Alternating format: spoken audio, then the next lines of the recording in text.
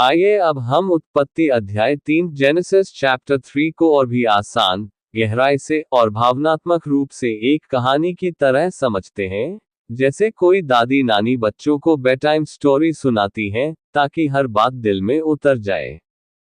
स्वर्ग जैसा बगीचा अदन। बहुत पहले की बात है, जब धरती पर कोई पाप, बीमारी या मृत्यु नहीं थी। सब कुछ सुंदर और निर्मल था। परमेश्वर ने एक सुंदर बगीचा बनाया, अदन की वाटिका। वहां न फूलों की कमी थी, न फलों की।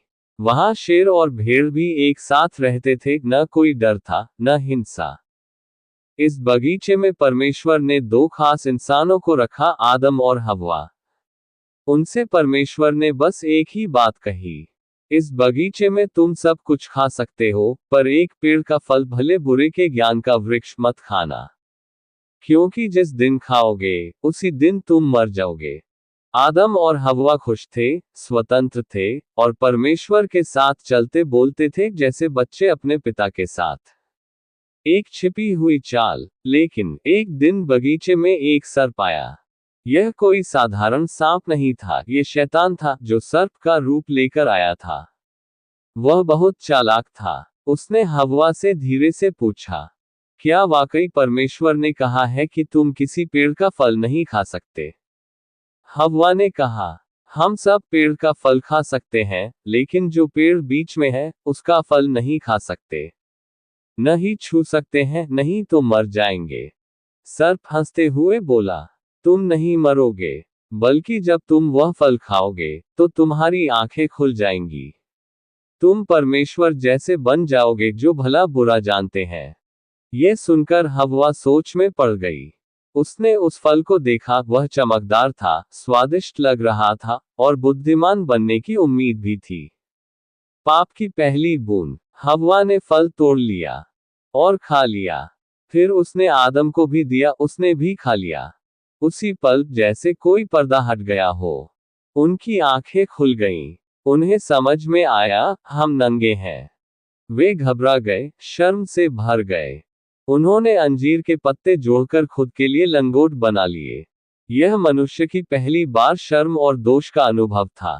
परमेश्वर की पुकार। शाम हो रही थी, ठंडी हवा चल रही थी, और परमेश्वर, जैसा कि रोज करते थे, बगीचे में टहलने आए। लेकिन आज कुछ अलग था। आदम और हव्वा छिप गए।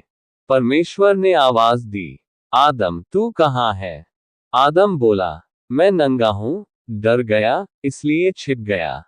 परमेश्वर ने पूछा, क्या तूने उस फल को खा लिया जिससे मैंने मना किया था? आदम ने दोष हव्वा पर डाला। स्त्री ने मुझे दिया, मैंने खा लिया। हव्वा ने कहा, सर्प ने मुझे बहकाया, इसलिए मैंने खा लिया। अब देखिए, यह इंसान की पहली कमजोरी थी, अपने पाप को न मानना, बल्कि दूसरों को दोष देना। 3 सजाएं, एक बड़ा दुख। अब परमेश्वर ने तीनों को अलग अलग सजा दी। सर्प को, तुझ पर श्राप है, तू जीवन भर पेट के बल चलेगा। स्त्री का वंश, जो यीशु मसीह होगा, तेरा सिर कुचलेगा, और तू उसकी एड़ी को डसेगा। ये भविष्यवाणी है यीशु के बलिदान की। हव्वा को, तू दर्द के साथ बच्चों को जन्म देगी। तू अपने पति की अधीन रहेगी। आदम को, जमीन श्रापित होगी। तू पसीना बहा बहा कर रोटी कमाएगा, और अंत में मिट्टी में मिल जाएगा, क्योंकि तू मिट्टी से बना है। दयालु परमेश्वर। परमेश्वर ने फिर भी उन्हें नंगे नहीं छोड़ा। उसने चमड़े के वस्त्र बनाए और आदम हव्वा को पहनाए। यह दिखाता है कि भले ही उन्होंने पाप किया, परमेश्वर अब भी उनसे प्रेम करता है। उसने खुद एक जानवर की जान लेकर उन्हें ढाका, जो बलिदान का पहला संकेत था।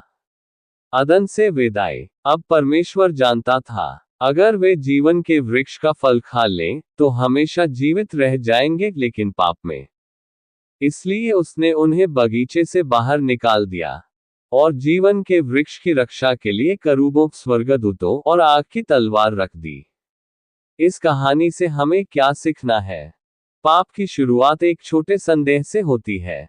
शैतान हमें आधा सच बताकर फंसाता है। परमेश्वर ने हमें स्वतंत्र इच्छा दी है, पर हर चुनाव का परिणाम होता है। परमेश्वर न्याय है लेकिन करुणामय भी। ये कहानी हमें यीशु मसीह की ओर इशारा करती है, जो हमारे पापों के लिए आया, मर गया और फिर जी उठा। इस वचन को और भी ज्यादा शेयर कीजिए, लाइक एंड सब्सक्राइब जरूर कीजिए। प्रभु आपको आशीष दे। धन्यवाद।